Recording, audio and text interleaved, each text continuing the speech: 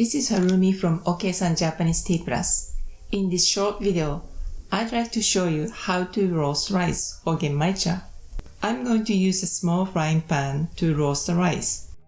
Here you see white rice and tea, which are both 10 grams each. This is medium grain rice. You can use short grain rice, which is sometimes sold as sushi rice.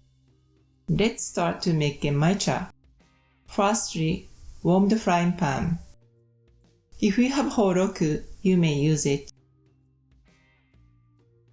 If you want to learn more about horoku, which is a pan to make hojicha, check out my previous video about hojicha making demonstration.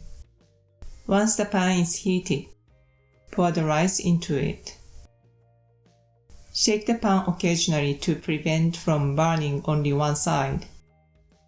Genmaicha is a Japanese green tea mixed with roasted rice. Traditional steamed brown rice was used, but there is more variety these days. Today, I use polished rice, which is also referred to as white rice.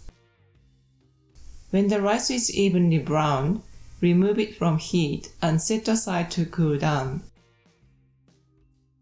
Shift tea and roasted rice into a teapot. Lightly mix them.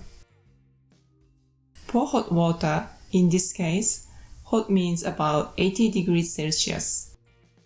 Pour the tea into teacups. That's it. Here's a bonus tip. I also try to roast rice using a microwave. I use the popcorn making method, which involves putting the rice in an envelope to microwave. The bowl on the left-hand side is made by a frying pan on the stovetop, and the right one is by a microwave. As you see, rice can be roasted more evenly on the stovetop than microwave. I must say a slow and steady approach wins the race if you want to drink a nice genmaicha. Good luck on your experiment and have fun!